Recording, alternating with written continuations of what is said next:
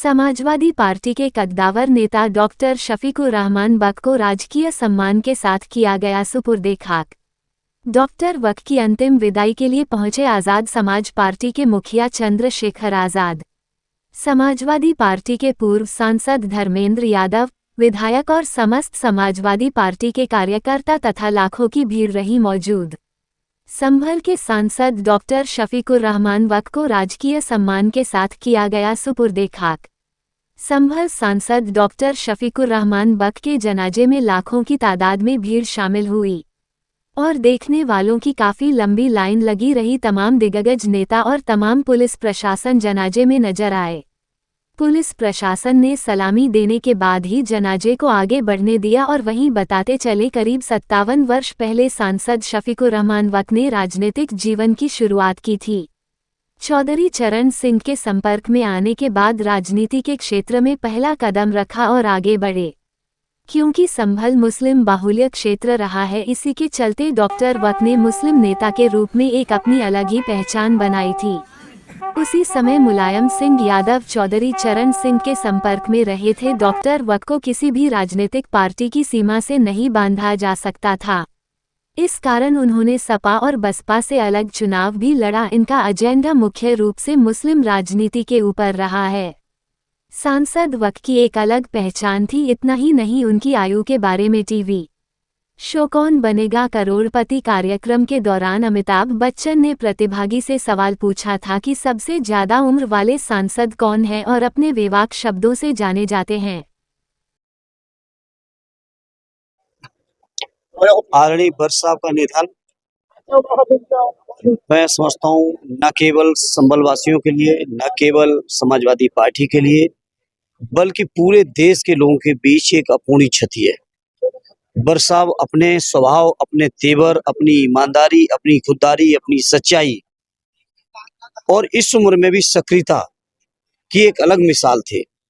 और मैं समझता हूँ बक साहब का जाना केवल एक व्यक्ति का जाना नहीं है, बल्कि एक अपने तरह का एक युग का अंत हुआ है।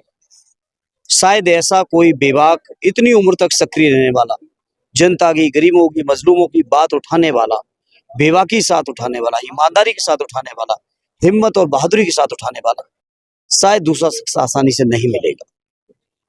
सर 2024 के लोकसभा अभी कुछ नहीं कहेंगे। मैं आज यहाँ पे बक साहब और उनके परिवार के दुख में शामिल होने आया हूँ, संभल के लोगों के बीच दुख में शामिल होने आया हूँ, अपनी पार्टी के लोगों के बीच दुख में शामिल होने। आज कोई चुनाव की बात नहीं करूँ सर। एक शब्द कल जिस तरह से राज्यसभा के जो मैं कह रहा हूँ, आज कोई चुनाव की बात नहीं करूँगा। मैं केवल आज बक साहब को श्रद्धांजलि देने आया। सर इसके बारे में भी मैं कुछ नहीं कहने आया हूँ। आज सिर्फ बक साहब को श्रद्धांजलि देने आया हूँ। बाकी सब चीजें पार्टी नहीं, गलत, ये बहुत गलत लोग हैं जो इस तरह की चर्चा कर रहे हैं। सबसे बुजुर्ग और लोकप्रिय सांसद डॉक्टर शफीकुर रहमान बक साहब की आज अंतिम यात्रा में आप शामिल हुए हैं, क्या कहेंगे? मैं इस मौके पर यही कहना चाहूँगा कि अल्लाह ताला उनको जन्नत अता फरमाए।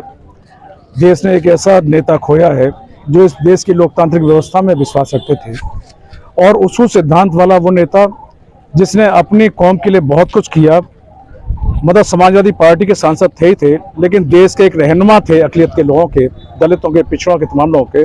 और इतना साफ गोई वाला इंसान देश ने खो दिया जो अपनी बात कहने में कभी नहीं चकते थे।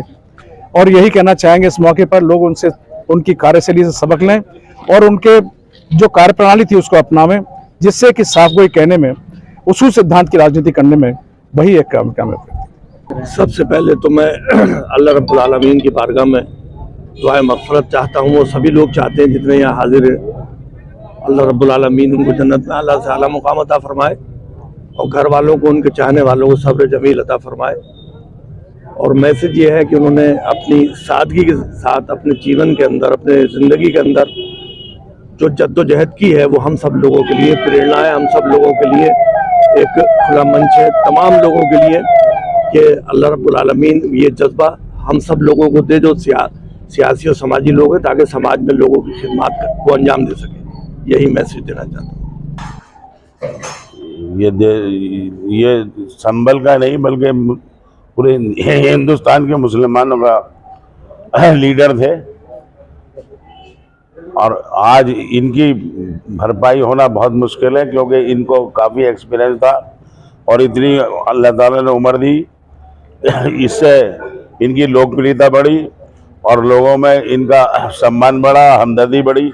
इसी को देखते हुए आज इनकी दफन में इतने लोग उमड़े कि शायद हिंदुस्तान की मैं देख रहा हूँ पहली बार किसी की मैयत में मुसलमान की किसी मैयत में हिंदुस्तान में आज की तारीख में सबसे ज़्यादा हमदर्दी और रहबरी और इनकी कमी को देखते हुए कि आज हमारा लीडर अल्लाह ताला से जा मिला है, इसके लिए यहाँ पे इकट्ठे हुए और सुपुर्द खाक में इनकी शामिल हुए।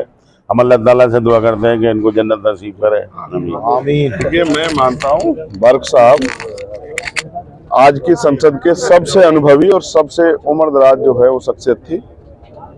उन्होंने उनका पूरा राजनीतिक जीवन जब हम देखेंगे तो उन्होंने मजलूमों की मजबूत आवाज बनने का हमेशा जो है काम किया, उनकी आवाज उठाने का काम किया। आज ये बहुत बड़ी क्षति है, संभल को ही नहीं, पूरे पश्चिम उत्तर प्रदेश को नहीं, पूरे देश को एक मजबूत आवाज हमारे बीच से गई है। पहले तो मैं उनके परिवार के लिए प्रार्थना करता हूँ कुदरत से कि उनके परिवार को दुख सहने की शक्ति भी कुदरत दे और उनको भी अपने चरणों में स्थान दे। साथ साथ मैं ये वादा भी करता हूँ कि मजलूमों की आवाज़ कमजोर नहीं पड़ने दी जाएगी। ये भी जो है हम यहाँ संभल की धरती से संकल्प लेते हैं कि उनकी आवाज़ को मजबूती से हम लोग जो है उठाने का काम करेंगे। 2024 का चुनाव आ रहा है सर, चुनाव आते जाते रहेंगे साहब, बताइए इतने मजबूत साथी चले गए तो आज चुनाव पे तो यही कहूँगा कि पहले तो आज उन्हीं के जो है वो आज सुपुर्द खाक हो रहे हैं, तो उनके बहुत सारे लोगों में तकलीफ है। हम पे भी बहुत सारे फोन आए और मैं भी दौड़ा जो है अपने पार्लियामेंट एरिया से नगीना से यहाँ चलाया कि भाई एक बार उनको अंतिम दर्शन कर लूँ। एक बहुत मजबूत सितारा जिसने लंबे समय रोशनी दी संभल को, आज वो हमारे बीच से छोड़ के चले गए। तो आज दुख में बस उनके परिवार के लिए प्रार्थना ही करता हूँ। शुक्रिया।